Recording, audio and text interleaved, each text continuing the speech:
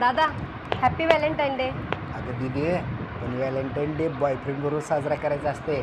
हे बघ दादा, आपल्या आईवडिलांची आपल्याला खूप चांगली शिकवण आहे. हे प्रेमात पडणं, बॉयफ्रेंड करणं, हे शिकवण आपल्याला त्यांनी दिली नाही आहे. तर तू असू दे किंवा मी असू दे, लग्न हे आपण त्यांच्या संमतीनंच करायचं.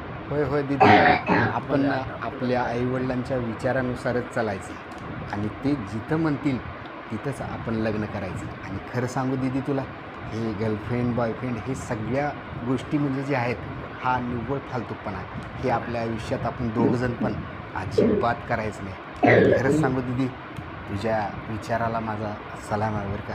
हॅट्स ऑफ दिदी, मानलं तुला आज. हॅपी व्हॅलेंटाईन डे तुझ्यासाठी 200 रुपयाची कॅडबरी आणलोय. अजिबात चिंता करू नको.